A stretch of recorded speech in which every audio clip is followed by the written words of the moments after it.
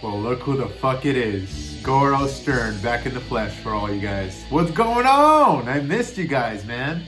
So I know it's been a while. I know I haven't done a collection video in a while, but the collection has been growing stupid fast recently, especially since it's income tax season. And, you know, I've finally gotten a lot of fucking titles. A lot of titles that I've been wanting to get for the longest time. You guys follow me on Instagram. Posted a story a few weeks ago saying that I'm running out of shelf space, and that is becoming very evident now because I'm looking at it and some shelves I bought at IKEA, 3 years ago now? They're filling up quick, man. Holy shit. But yeah, man, I've been grabbing a lot of fucking gems recently, some that I've wanted for a long time. But that is a topic for another day. Today I want to talk to you guys about a few things. First of all, about a big thing that I decided to do late last year, and that is it's heartbreaking to say this. Well, I mean, it's heartbreaking, but it was time. I'm making my collection officially just strictly analog. So I've been selling off my CDs at Discogs since December of 2023. And, you know, some have been flying off the shelves. You know, it pained me to see them go, but honestly, I never play them anymore. Like, it's just, honestly, all I do is spin records, play tapes. I'm getting rid of most tapes now because, I mean, tapes are cool and all, man, but I can't tell you guys when the last time was that I really listened to a tape from front to back. I mean, I think eventually it's all just going to be vinyl. My collection, I mean, all these records, I play them nonstop. That's my go-to. It's just records.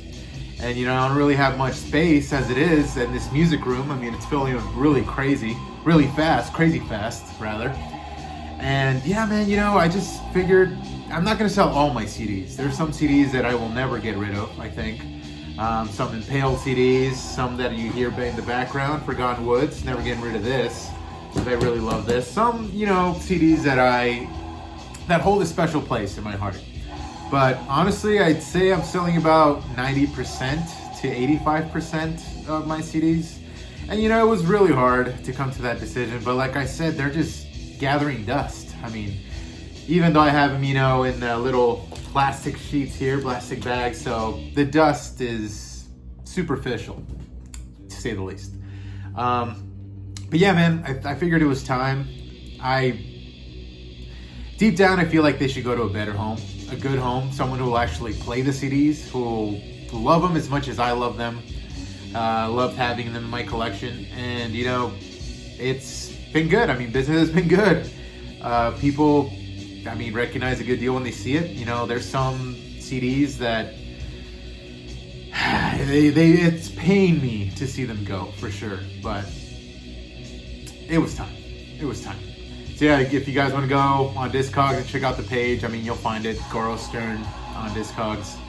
I have a few that are, you know, going for quite a bit of money, but eventually I just, you know, kind of bring the price down if I feel like it needs to. I try to keep the prices reasonable. And also some records that, you know, I just don't listen to anymore, or kind of just, I'm fine just listening to them on Spotify or Apple Music, or shit like that.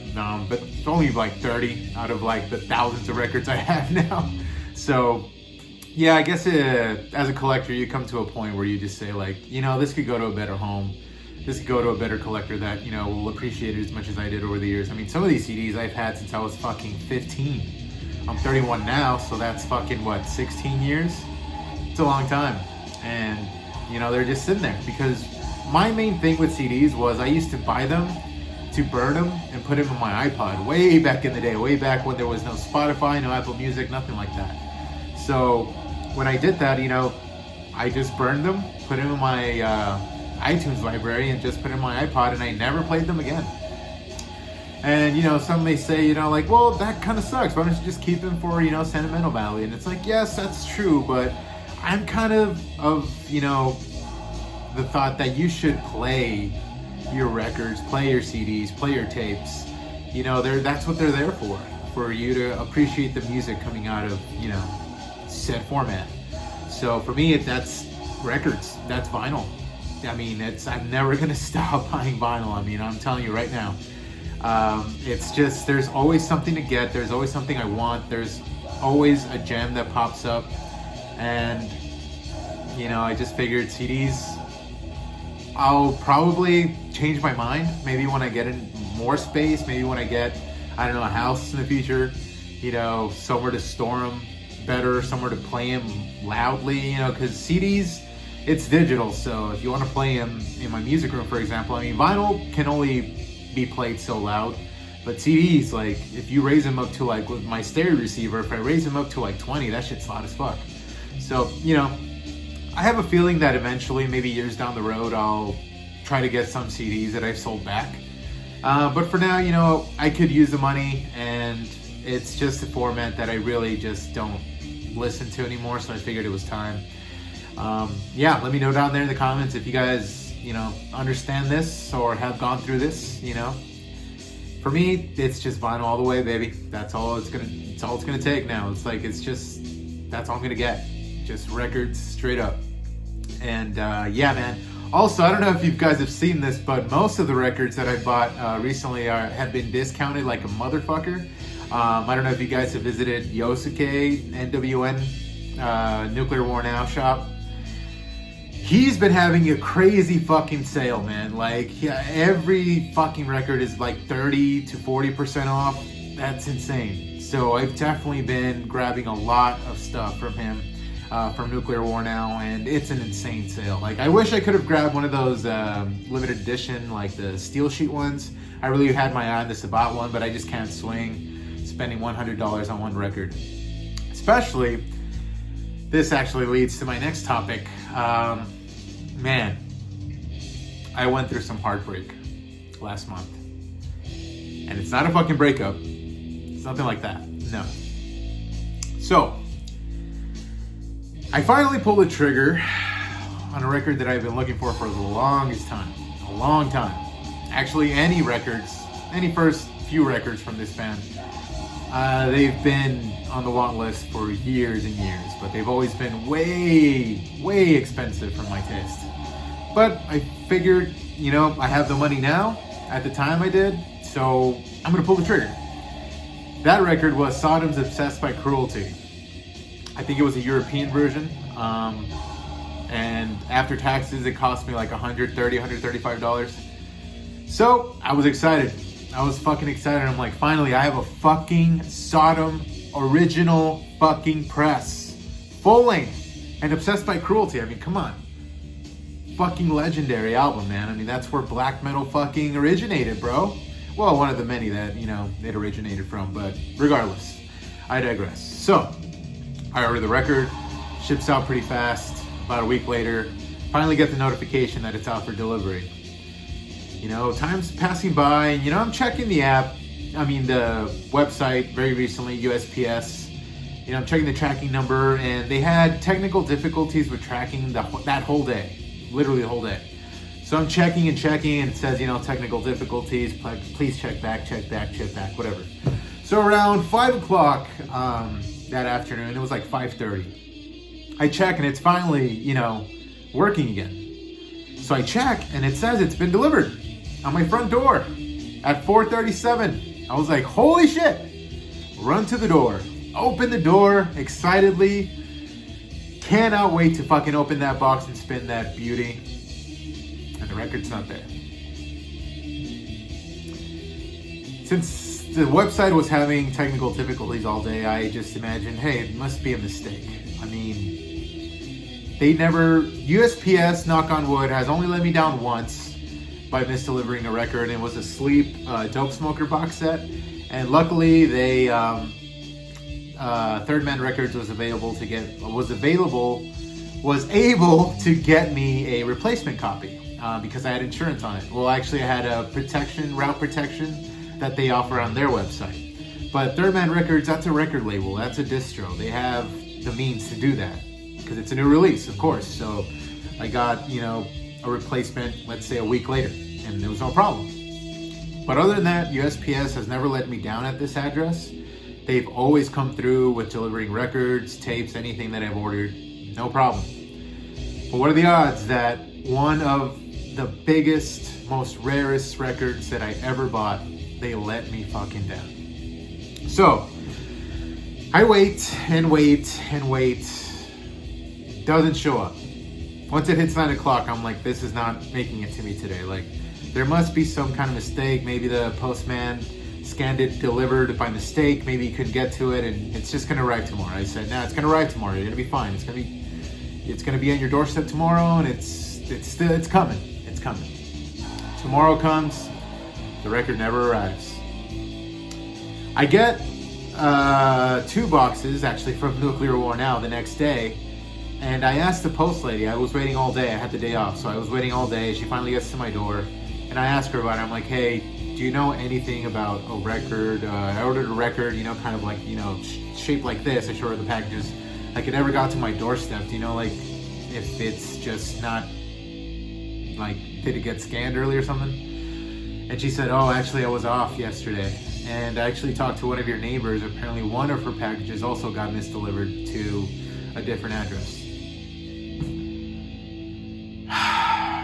Man, to say I was livid is an understatement. Oh my God. When I heard that, man, my spirits went from high to the depths of hell, man. I'm still like, every time I hear any mention of Sodom now, legit, I get a little bummed. Very bummed. Well, yeah, very bummed. Because, man, I was waiting years to finally own Obsessed by Cruelty. Told my friends about it, even told my family about it. Even my mom asked me, like, why don't you just order it again? I'm like, it doesn't work like that. Like, this is an independent seller on Discogs. Like, it's not even his fault. He had the address right. The tracking number was accurate. It was the postman's fault. And honestly, you guys, like, I don't even want to buy it anymore. Unless the reissue comes out. Like, that was my copy. And the saddest part about this is that whoever received that record most likely just threw it away. Or try to sell it at a fucking record store for like $2. Or maybe, chances are low, but maybe they also spin records and maybe they're a Sodom fan. I mean, that's best case scenario. I mean, if I knew that for a fact, that they actually do listen to Sodom, I mean, hey, at least someone will appreciate it. But I know chances are that record got thrown away. For sure. And it just sucks that people receive packages and just either keep it or throw it away. It's like, dude, just return it. Take it to the post office or just wait for the mailman to show up and say, hey, this isn't mine. Give it to them. But no. Unfortunately, that didn't happen. For a week straight, man, I had my hopes up that, you know, they would have it, like, out of the goodness of their hearts, they would return it to the post office and I would get it back, but that never happened. So I just deemed it lost. I called USPS the next day, you know, I filed a claim. I said, hey, it got delivered to the wrong address because, you know, the post lady that worked yesterday told me this, and that another neighbor lost her package, this, and that. They're like, okay, yeah, we'll get back to you. Then I call back, I'm like, hey, I still haven't heard anything. It's like, oh no, yeah, let me just get this. All in all, it was just a bunch of bullshit. They were never gonna be able to tell me which address it got delivered to, where it got delivered to. In the system, it says it got delivered to my fucking front door. So even if the mailman, by some fucking miracle, remembers where he delivered it to, if he doesn't, that's it. And fuck that mailman. Like, I cursed his name. I don't even know who the fuck he is, but I wish for the worst fucking things ever. I said, I wish you get a flat tire, you fuck. I wish you fucking hit your fucking pinky toe on a fucking shelf. I just wish for nothing but bad karma on that man. Whoever he is, I still do. He can go fuck himself, to be honest with you. I mean, what a fucking idiot that you have to be to fucking fuck that up. Like I said, it's never failed. Everything's shown up. No problem. But what are the fucking odds that the one of the rarest records ever, literally, in general, that one time just never makes it to me. And you know, I don't believe in a lot of things, as many of you know, I'm atheist, but I do believe things happen for a reason. And this happened for a reason. I don't know what fucking reason it is. Maybe it's a reason to get insurance next time, or get a P.O. box, you know? I mean, I'll tell you what, I'm never gonna order a very rare record like that again without having a P.O. box. It's not happening. No. Like, I can't do it. Like, if I order from a distro, usually it's no problem because, like I said, distros have replacements usually. They have options to take care of you, but when you're buying on Discogs, that's independent sellers. Like me, like if that happened to me, like someone I sold to, like the CD got lost, there's nothing I can do. They have to file a claim, they have to find it themselves. Like, I don't have a replacement for that record, for that CD. So yeah, man, I mean, I messaged the seller. I'm like, hey dude, so this is going on. I'm still gonna leave you positive feedback because this has nothing to do with you, but I just figured I should, you know, keep you in the loop of what's going on. You know, he apologized. He made sure he had the right address. He did. Nothing you could do. So, yeah, man, I'm still bummed, to be honest with you. Like, that hurt. It really did. Because, I mean, these records are like my children, man. I spent $135 on it. That's also what hurts. If it was less than 100, I mean, no big deal, but fuck, that hurts, man.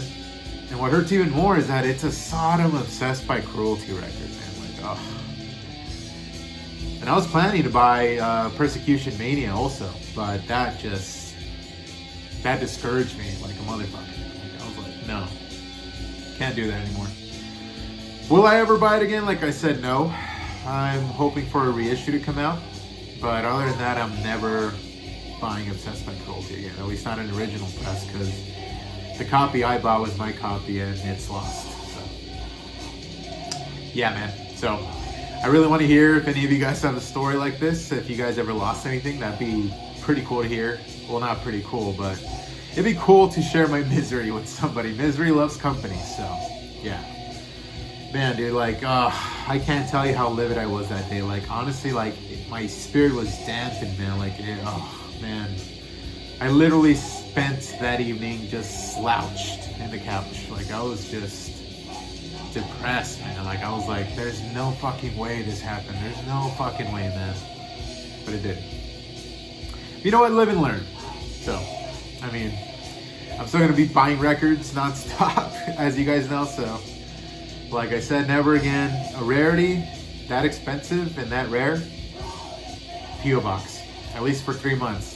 That's actually my plan. Next year, beginning of the year when I get my income tax money, I'm actually going to get a P.O. box for 3 months because, I don't know if you guys know, but they usually sell P.O. boxes either with a fee of every 3 months or a full year. So I'm just going to get a 3-month deal and just order all the rarities I need, or I want, I should say. I don't really need them, but I want them. So yeah, I mean, maybe I'll change my mind about this, maybe not, but could have been worse. Could have been, you know, Obsessed by Cruelty and Persecution Mania. It could have been over 100, over 200, or $300. But I mean, all in all, the grand scheme of things, $135 isn't relatively much, but it's a lot to spend on one record, and a record that I love and that I wanted for a long time.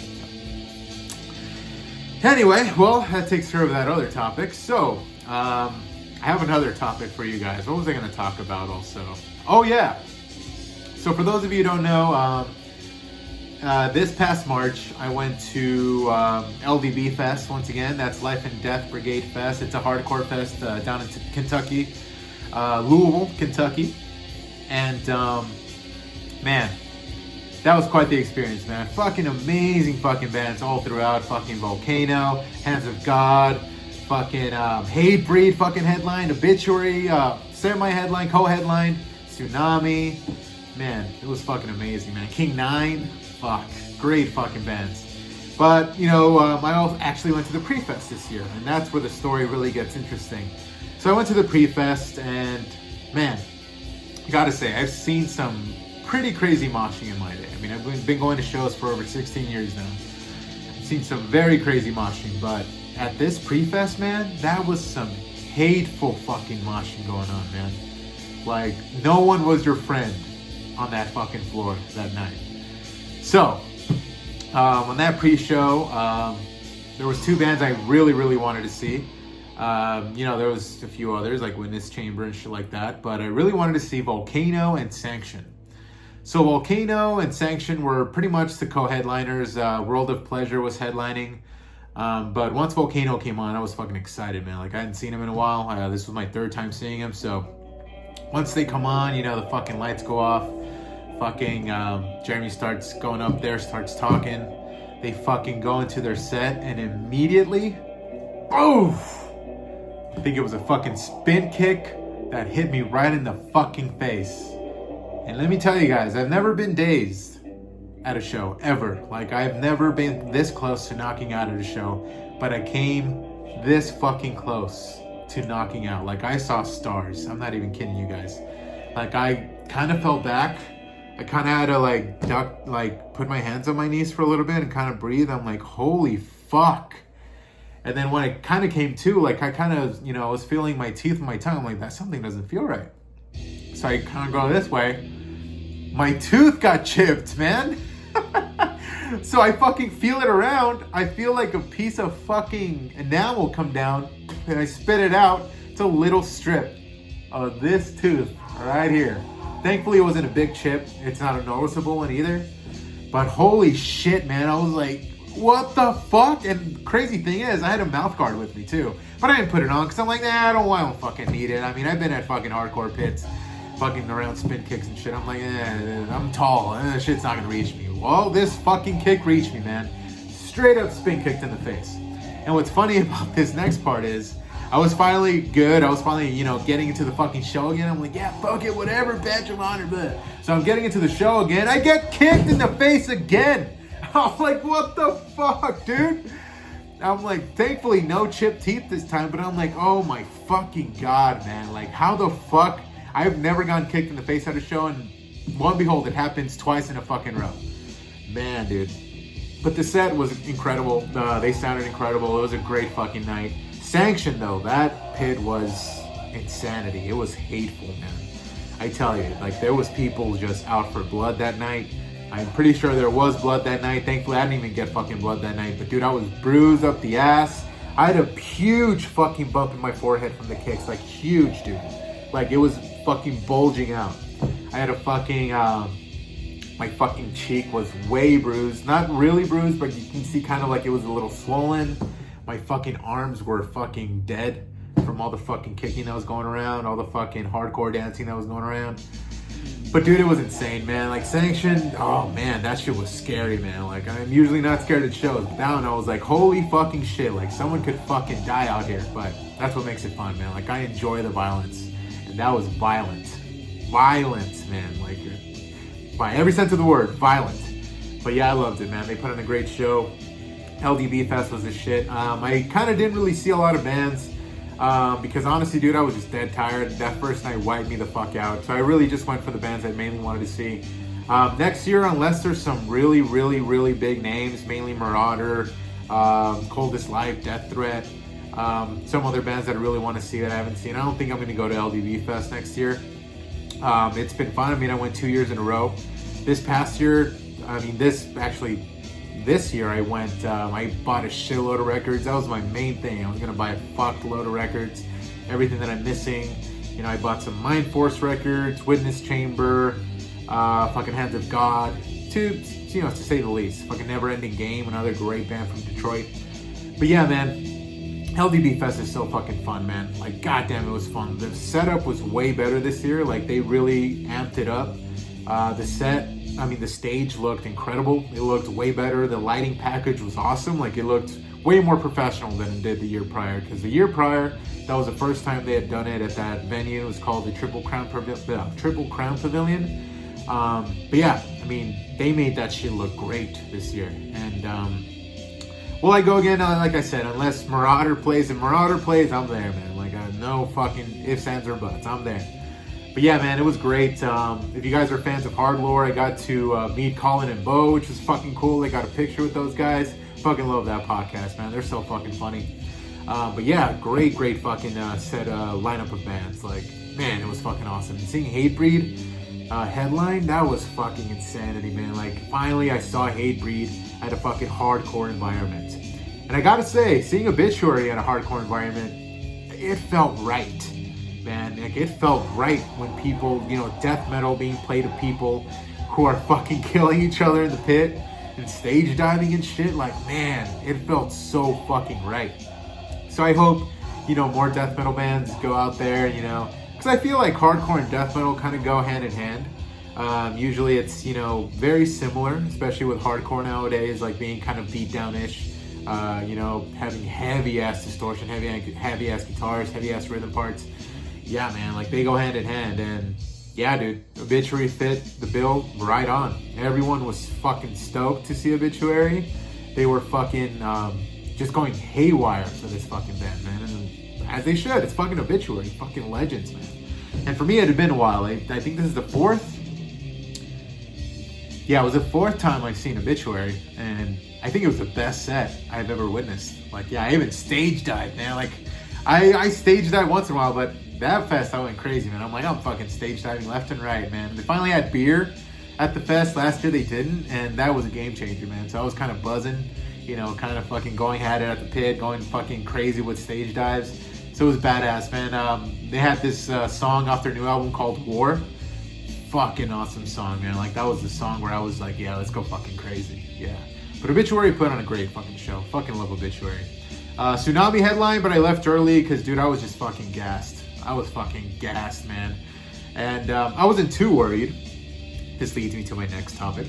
I wasn't too worried because I saw them just, a few weeks ago? Yeah, a few weeks ago in Philly. I saw Kublai Khan, Tsunami, Judiciary, finally from Texas, and Momentum. Never really listened to Momentum, didn't really see their set at all because I was in line to buy a Kublai Khan tour shirt because their shit really always sells out. So I was like, nah, I'm going to get this tour shirt. So missed Momentum. I think I might have seen their last song or something. But yeah, so saw Tsunami, saw Judiciary. Judiciary's fucking awesome live, man. Like, they sounded so fucking good live. And Texas represent, Texas forever, baby. It was great to see two Texas bands in one night. And Tsunami, man, it was awesome. Because I've only really seen Tsunami at LDB's, at a big fucking festival. Which, sure, it sounds good, don't get me wrong. But it kind of, certain venues have, you know, kind of like an enclosed space where the sound doesn't travel as far back and it's kind of just there. So for sure, this was the best Tsunami set I've seen. Hands down. Like, they sounded fucking awesome. Like, they really did. And Kublai Khan, man, dude, finally saw them headline, and it was worth every fucking second. It was so fucking good, man. They played all the songs I wanted to hear. They sounded fucking lethal. And the craziest part is right here. So, before they start, right after Tsunami finishes, I'm in the crowd, you know, kind of near the front to see Kublai Khan. Literally, if there was rows, I was kind of in the second row, in between the second and first rows. And this guy, pretty drunk, I might add, kind of says, dude, you guys were awesome tonight, man. I'm like, excuse me? He's like, you guys were sick, man. You guys are the shit. Like, man, your set was badass, man. It's an honor. I'm like, oh, thanks, man. Yeah, thanks, bro. Yeah, thanks for supporting. I'm assuming he was talking about the first band, man. I didn't see them. I don't know what Momentum looks like at all. I don't know what any of the band members look like. But he's like, yeah, man, you guys put on a hell of a fucking show. And then another girl says, yeah, you guys were awesome. Like, holy shit. Like, you guys should play around here more often. I'm like, oh, wow, thanks. I have no idea who the fuck they were talking about. But apparently I look like some guy from Momentum, I'm assuming. Because I've seen the Judiciary guys. Obviously, I've seen Tsunami and Kublai Khan. I look like no one in those bands. So I'm assuming maybe Momentum has a player that looks like Goro Stern. I don't fucking know. But yeah, dude, that was fucking sick. And I was tempted to go mosh for the first 5 songs and then kind of chill in the front for the last 4. But then this guy, literally during the second song, points to his spot. He was right up front. He points to his spot and he's like, he let me in there. Now I'm seeing Kublai Khan first fucking row. I'm like, well, I can't give this spot up now. Dude, it was It was crazy. It was sick, man. Nothing's ever really happened to me like that. Like, I've never really said, gotten mistaken for a band member. So I guess I got to see what, the Momentum guys look like and be like, yo, dude, I can, act as your fucking body double if you need me. Yeah, that was fucking random, dude. The fact that the girl was like, oh yeah, you guys were great. I'm like, what? Okay. I was like, yeah, sure. Thanks, bro. Nice. But yeah, that was fucking funny, dude. That was hilarious. That was fucking great. Amazing fucking show. I think the best tour shirt I've ever gotten, man. It's badass. It's a Carhartt. I don't know if you guys know the brand Carhartt, but it's a loose fitting shirt. Great fucking quality. And I love the design. I mean, I'm from Texas, so you guys know I love me some Texas.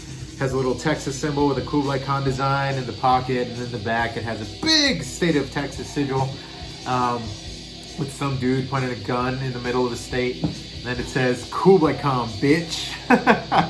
Because if you guys listen to Kublai Khan at all, like, yeah, they love to say bitch quite a bit. Anyways, that was one story. So the last story I'm going to leave you guys with happened in Philly. And goddamn, this night was legendary in more ways than one.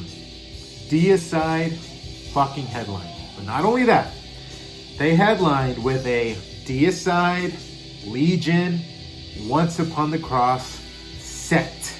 An old school set. Let me put it to you this way. Since the early 90s, that set has probably never been heard in 30 fucking years. In close to 30 years, man. That lineup of songs has probably never been played. I know Glenn did a whole Legion tour. Legion from top to bottom. That's one thing. But this is a Deicide Legion and Once Upon the Cross headlining set. And I was ecstatic. You guys, I was ecstatic. Deicide's my favorite death metal band of all fucking time. So to see that, and I'm going to get to this. Wait, I'm not going to spoil it. Anyways, I want to get to something else. Dying Fetus was also there that night. Probably my 6th time seeing Fetus, but the best fucking set I've seen, hands down. An old school set from fucking Dying Fetus. For fuck's sake. I mean, come on, man. Grotesque Impalement, One Shot, One Kill. Fucking Blunt Force Trauma. We Are Your Enemy. Fuck, man. We Are Your Enemy? Are you fucking kidding me? So yeah, man, needless to say, it was a glorious, glorious death metal night, man. Oh my god. And I also gotta say, right before Fetus was Tomb Mold. I don't get Tomb Mold, man. I don't get it. Like, I was bored. I couldn't get into those guys, man. I listened to their albums. I want to say their first album maybe that came out. I listened to it and I remember it not impressing me. And I said, maybe if I see them, it'll change. Nope. Tomb Mold sucks, man. They're no good. I mean, hey, to each their own. Everyone has their tastes. Great guys. They seem like great guys, but oof. I was bored, man. I was bored. And once I see a guitar with a headless stock, I'm like, I'm out. Only guy who can get away with that is homie from Cynic when he was in Death. That's it. If I see a fucking head stockless guitar, I know it's going to be some techie shit that I'm not going to be into, and that's exactly what it was. I don't know if Tomb Mold is, I guess, techie, but I mean, they are and they aren't, but it just wasn't for me. Anyway, let's get to Deicide. So, as Dying Fetus is playing, I think they opened with, they didn't open with We Are Your Enemy, they opened with Praise the Lord. Praise the Lord, opium of the masses. Needless to say, insanity will fucking open. I mean, come the fuck on, dude. So anyways, we get started. Everyone immediately gets fucking rowdy. I mean, it's fucking Fetus. So I'm right behind this fucking dumbass. I'm getting pushed, and I'm going wild. I'm going crazy myself. It's fucking Fetus. It's a fucking metal and beer fest, so I'm fucking kind of drunk at that point. Not drunk to the point where I don't know where the fuck I'm at, but buzzing pretty hard. I mean, I had probably 4 or 5 fucking beers, plus, some Jack. So, I'm feeling great. I'm feeling awesome. So I'm going crazy. Fucking everyone's pushing me, pushing me to the front. You guys know how it is. You guys have been to many metal shows, I imagine. You guys know when the crowd gets rowdy, you're in the front, you better fucking deal with it. You're gonna get pushed and pushed and pushed and squished and squished and hit from stage surfers, what have you. If you're in the front, I assume you know what the fuck happens in the front. So anyway, we're getting pushed and pushed and pushed. This fucking nerd I'm in back of, all of a sudden I notice him telling security guards, hey, and he points right at me and he goes like this. Like, this guy's going crazy, get him out. I'm like, this motherfucker. I've been going to shows, like I said, since I was 14 years old. Never once, not once, have I ever seen someone tattle to the security guard like that. Who does shit like that, man? Are you fucking serious? Anyways, to be honest, I was befuddled, okay? And he kept doing it. I never want to interrupt anyone's show experience at all, ever. But I could tell this guy was a fucking moron. Fucking nerd. Glasses, kind of heavy set, long hair. A nerd, dude, like straight up. And I straight up go up to his shoulder because he's being a fucking asshole. Like, what the fuck's that about? Even the security guard, I forgot to mention, he kind of went like, yeah, that's what happens, you fucking moron. I went, deal with it, you fucking nerd. Then he turns around, he's like, because I was kind of fucking kidding with him. You know, I was kidding around. I'm like, deal with it, you fucking nerd. Because I thought he was going to laugh about it. I'm like, dude, what the fuck do you want me to do? So anyways, he kind of turns around, kind of tells me something. I'm like, do you not know that Fetus is playing right in front of you? You fucking idiot. So I ignore him completely. And he's still kind of like gesturing to me, but I'm just saying Fetus. I'm like, I'm going to ignore the fact that you're standing right there and just forget that you fucking exist. Anyway, Fetus is done playing. Amazing fucking set. That did not ruin a single thing for me. Like, and the crazy thing is, I went to go pit for Grotesque Impalement and We Are Your Enemy, of course. So I come back, I literally get back to my same fucking spot, right up to the front. Anyways, the set ends, and then he kind of turns around. I don't know exactly what he said, but he's like, hey man, like, are you good? I'm like, are you good? I'm like tattling to the fucking security guard? Are you fucking kidding me? And he's like, yeah, well, you were pushing. I'm like, dude, they were pushing me towards you. You think I actually want to push you? Specifically, turn around. And he's like, no, I'm sorry, man. I'm like, dude, just stop. And he fucking fist bumps me. I'm like, okay. But I'm like, dude, literally, who the fuck does that? I've seen girls half my size stay there for fucking hours with no complaints. Because why? Because they know what it means to be in the front of a fucking death metal show. A fucking metal show. A fucking rowdy show as it is. If you're gonna be in the front, you better get ready to get fucking squished. Get fucking hit. Endless things can happen. But if you're in the front, you stay in the front and you fucking claim it, bro. Don't fucking tattle to this fucking security guard. Are you fucking kidding me? So anyways, Deicide comes on. And I guess this guy felt bad. Because, I mean, who the fuck does that, right? And it happened again, dude. This dude, literally a space opened next to him. And he's like, he wants me to get there. I'm like, fuck yeah, I'm going up there. It's fucking Deicide. Do you even know who the fuck Glenn Benton is? You fucking nerd. No, I'm kidding. He seemed pretty excited about the show. But honestly, fuck that kid. Like, he needs to learn that shit happens, bro. Deal with it. And here's another gripe I have with this legendary set that I witnessed that I just, oh my god, I can't. Literally, doesn't matter what other show I go to this year, that was the set of the year for me. Deicide, they played fucking Deicide. They played fucking Revocate the Agitator, Carnage in the Temple of the Damned. What else did they play? They Are the Children of the Underworld, of course. Behind the Light Thou Shalt Rise. Oh, shit.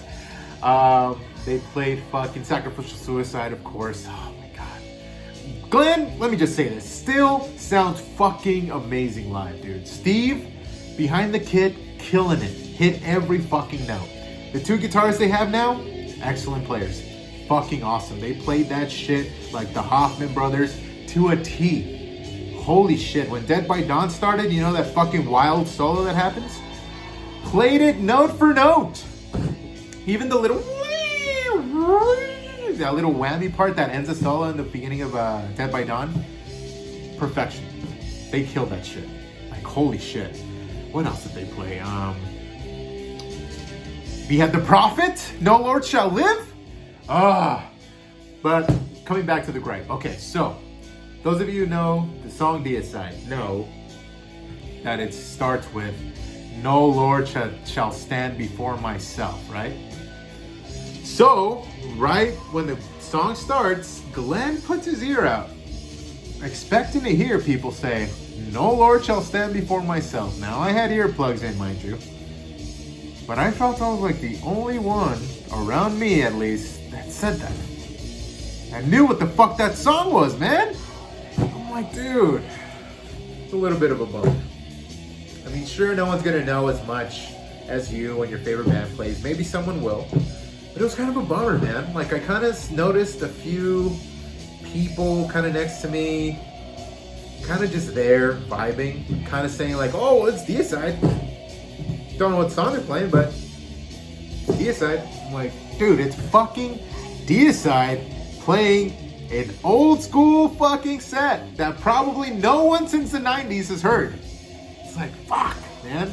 Pissed me the fuck off, but what are you gonna do? But yeah, man, that nerd needs to learn that if you're gonna be in the front of a metal show, you better fucking be able to take what comes to you, my friend. What kind of shit is that? Man, I want anyone who has a similar story to this to please comment down there, because it's been a long time, you guys, and none of you fucking comment on my videos anymore ever since I started talking about hardcore. That's another thing. If I ever start up my videos again, my metal collecting videos, my record collecting videos rather, they will come again. But you know what? I'm going to stop talking about hardcore. I'm going to stop talking about anything that's not metal, because I checked my analytics, and ever since I started posting those, I lost like 10 to 20 fucking subscribers. I'm like, dude, I just want to talk about some shit that I like, bro. But you know what? I've just come to accept the fact that most of you do not come to this channel for that type of music. It's fine. I just won't talk about it anymore. I'll talk about it in videos like these, but I'm not going to show any more hardcore records unless they're requested, unless someone says like, no man, it's fine, or unless, you know, people stop unsubscribing. Cause man, dude, it's your boy Goro, man.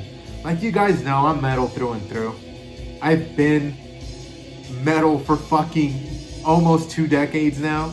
Just because I listen to hardcore and some deathcore doesn't mean I'm fucking just gonna be a fucking scene killer all of a sudden. Come on, man.